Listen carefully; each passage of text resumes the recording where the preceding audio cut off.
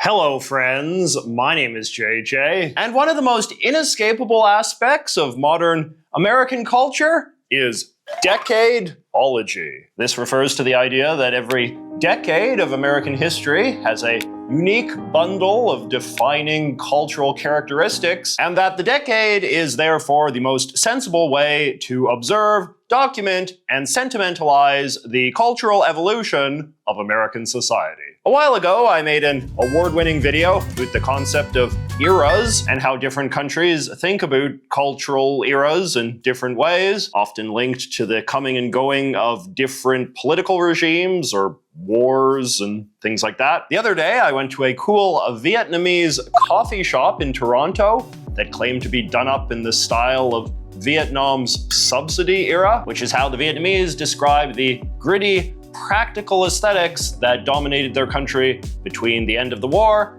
and the free market reforms of the late 80s. In America, by contrast, decades are pretty much the only type of cultural era that most people are taught to revere, and these days there is no shortage of decade-themed nostalgic products you can buy. For example, there is this American puzzle company called White Mountain that sells these charming decade puzzles. See right here, I've got the 1950s one and then the 70s one. And you can see that they've got all of these pictures of things that we're supposed to associate with those decades. Anyway, I was just wondering, when did this concept of decadeology first become a thing? Our obsession with decades is so deeply ingrained in American culture at this point that it is easy to assume that it is entirely inevitable and logical, but it's really not. Thinking about culture in 10-year chunks that begin and end with the rune numbers of the Gregorian calendar is a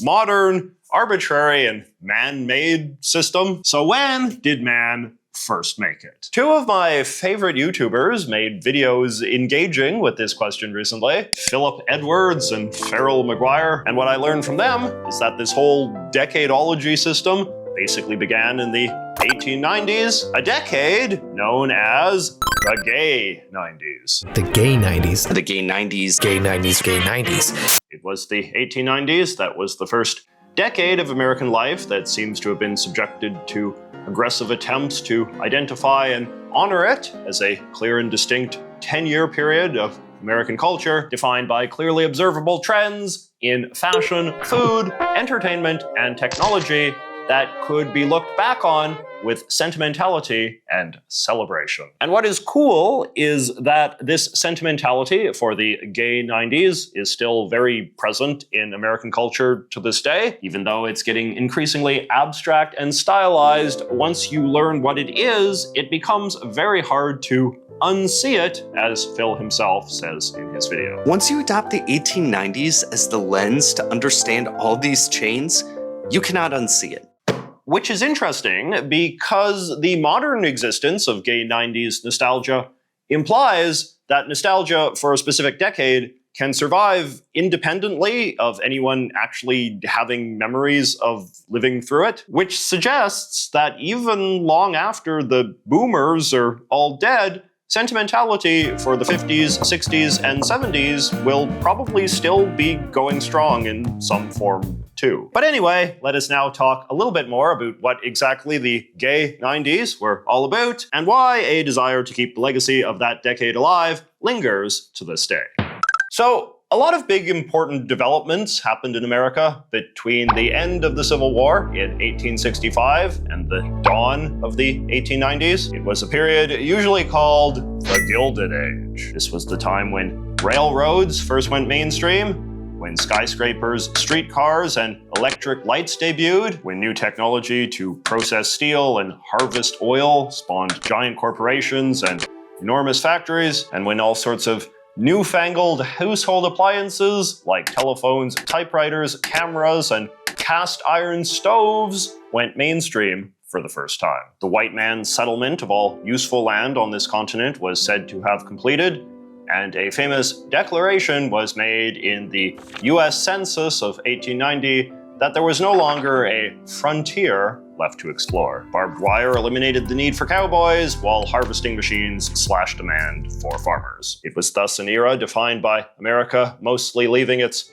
agrarian past behind and becoming a thoroughly urban country defined by big cities and factory towns, eventually surpassing much of Europe and even England to become the indisputable leader of the rich, industrialized world. An abundance of new, well-paying jobs, coupled with an increasingly effective public school system, saw the rise of an educated and materially comfortable middle class between the rich and poor that would soon become the largest class of all. By the end of the 1880s, these often chaotic and frequently painful decades of transition from one sort of a society to another were understood to have mostly completed, making the 1890s seen as a decade in which Americans were finally able to sit back and fully enjoy all of the wonderful new benefits of all of that change. Previously novel and intimidating technology had become familiar, while formerly strange ways of urban living had become comfortable. A nice middle-class family could take the streetcar to the department store to buy a new sewing machine for the wife and some factory-made cookies for the kids and think nothing of it. Politically, meanwhile, the 1890s were said to be the dawn of the so-called progressive era, in which American elites, for the first time, started to take seriously the many social problems that had been exacerbated by industrialization and the growth of the city. Among other things, this included addressing the plight of urban poverty, the exploitation of workers, the disgrace of political corruption, and the anti-consumer practices of monopolistic corporations. To be sure, the reformers of the 1890s didn't solve everything that was wrong with America. They didn't even solve half the problems they tried to, let alone the many that they ignored. The 1890s were a pretty dark time for American racism, for instance, being the era in which racial segregation was formally instituted in the southern US, as well as some of the most aggressive efforts to assimilate Native American culture out of existence through residential boarding schools. There was a lot of antipathy about America's very high intake of immigrants, as well as a whole host of anxieties about the various non-white foreign countries that the United States was annexing, like Hawaii and the Philippines, as part of the imperialist fervor that was sweeping the West at the time. Even the supposedly glorious gay 90s economy wasn't actually all that great, and featured the worst ever American recession up until that point. But relative to the much more obviously painful and tumultuous eras of American history that came before and after the 1890s, with the succession crisis, Civil War, and Reconstruction on one side, and the First World War on the other, the 90s would prove to be an easy decade to eventually single out as like the good decade, a time when the quality of life was generally quite high and the people were generally quite moral. I like this passage from this book, The Reckless Decade, America in the 1890s by H.W. Brands. Amidst all of the problems, he writes, optimists countered by interpreting economic change as a leading indicator of economic health by admitting that while racial and class differences remained, they paled next to what had gone before, by accepting, even applauding, raucous politics as a natural feature of democracy, and by embracing the opportunity to provide American leadership to a world solely in need of guidance. And that spirit of optimism is where this whole idea of the 1890s being gay comes from. As we all know, in the old days, gay meant happy, but more specifically, it was a term for a particular sort of happiness, bright and full of life. Things that were very colorful and beautiful were often described as being gay, like a gay bouquet of flowers. So the term gay 90s captured this idea that the 1890s were basically a time when life in America was very jolly and joyful, when everyone was feeling good about themselves and positive about the future. So, as my buddy Farrell describes in his video, gay 90s nostalgia first started to become a thing in the 1920s when, in the aftermath of World War I, the 1890s started to become increasingly sentimentalized as like the last happy decade before the whole world went to hell. If you were middle-aged in the 1920s, you would have been a teen or a young adult in the 1890s, which made the decade even easier to remember as an uncomplicated age of peace and prosperity. The 1920s was when the term gay 90s was invented in the first place, in fact, according to the Oxford English Dictionary. As Farrell notes, the 1920s were also an era of considerable social change in which norms around things like sex and gender were being dramatically upended. And among more conservative-minded people, this could foster a certain longing for the uptight Victorian values of the 1890s, a time when ideas about how men and women should behave and things like that were a lot more fixed. In the realm of aesthetics, meanwhile, we can say that the 1920s were a high point of early 20th century modernism, which was a cultural movement that defined itself in large part by rebelling against things that were too fussy and ornate. So in defiance of 19th century norms, early 20th century architecture started to become simpler, clothing became simpler, even typography became simpler. It was really an unprecedented development in the history of Western culture, and in many ways, the start of a trend that continues to this day. But the point is, by the 1920s, modernist aesthetics were so dominant that people were capable of looking at the 1890s as an era very visibly distinct from their own. You could look at how a young woman dressed in the 1890s compared to the 1920s and see a very dramatic change, or how an advertisement poster looked from then to then, or even how a chair looked. Popular styles of music and dancing had become sharply different too, which was especially significant since playing music was itself a pretty new technology, so people were uniquely sensitive to trends. Anyway, growing public awareness of just how much things had changed since the 1890s would eventually manifest in some of America's first ever forms of explicit decade-themed nostalgia. The 1920s saw the emergence of stuff like gay 90s theme parties, or gay 90s themed bars and clubs, or gay 90s radio shows where they'd play nothing but gay 90s music. I came across this cool multi-page spread in a 1930 issue of the Ottawa Citizen that's like a prolonged nostalgic tribute to the gay 90s, reminiscing about how much stuff had changed over the last 40 years. It features a bunch of cool ads in which various companies use